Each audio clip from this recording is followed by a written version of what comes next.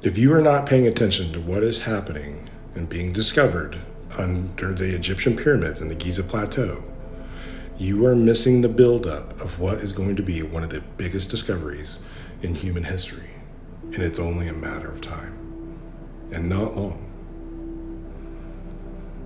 Filippo Boiandi and his team have made scans of that area, and they have found giant structures underneath the pyramids.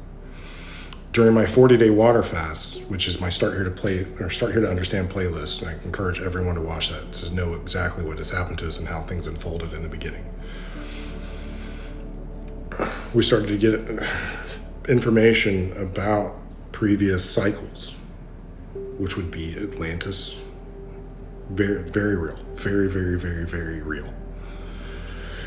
We are in a different cycle, and we just happen to be at the end of this one.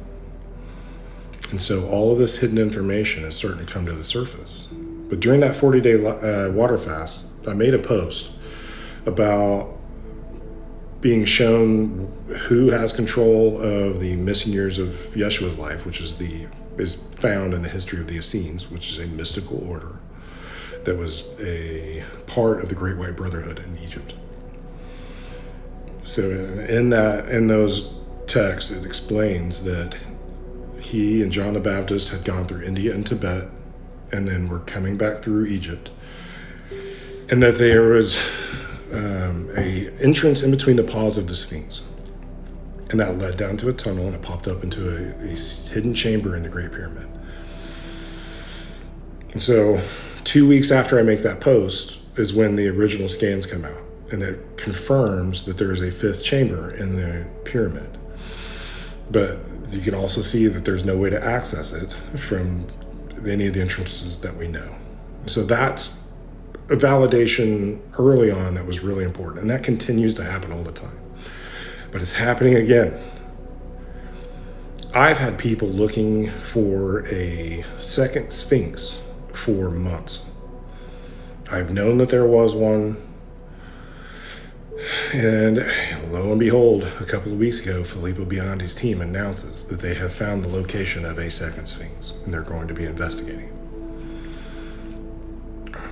Which, this just could be some Indiana Jones stuff, and we're just chasing weird stories, but that's not how this is not what's happening. The reason these are important are because of some prophecies and some stuff that's happened in the past.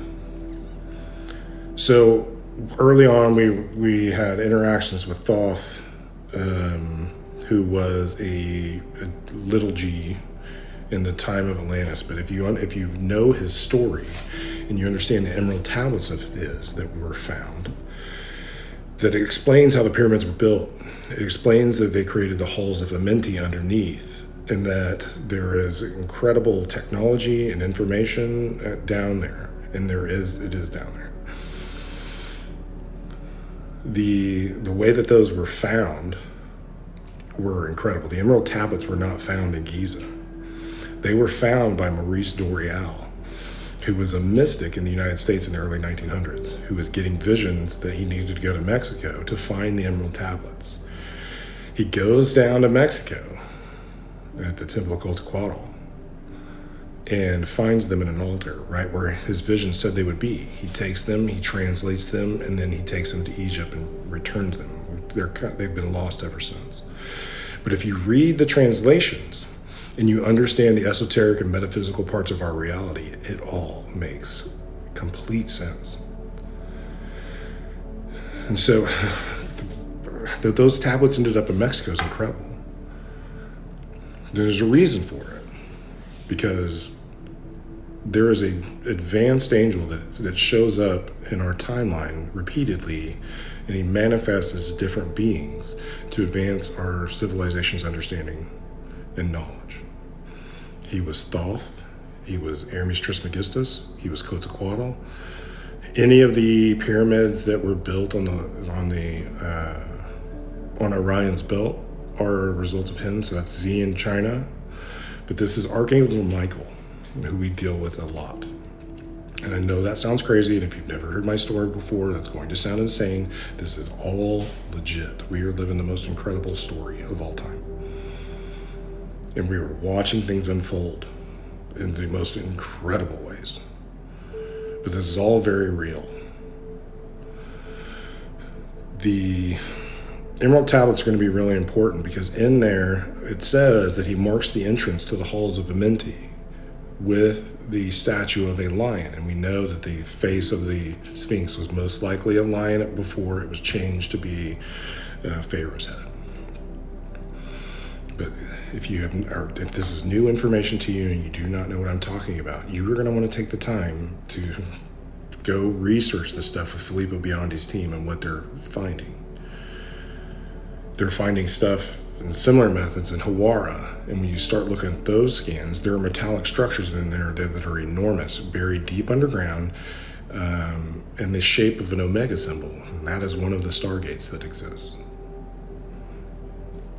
I'm telling you, like, if you do not, this sounds fantastical and like it's just a complete fantasy story, but there is a mystical part of our reality that they don't want us to know, and they've been covering information like this up so that we can't find it and can't understand it to realize that. And there are people like Zarhi Hawass, who runs everything in antiquities for Egypt, if you start listening to him in his explanations and coming from us, like, we just know he's a plant and a gatekeeper. But if you follow along, because this gets into Chris Bledsoe with the prophecy of the Star of Regulus setting on the gaze of the Sphinx.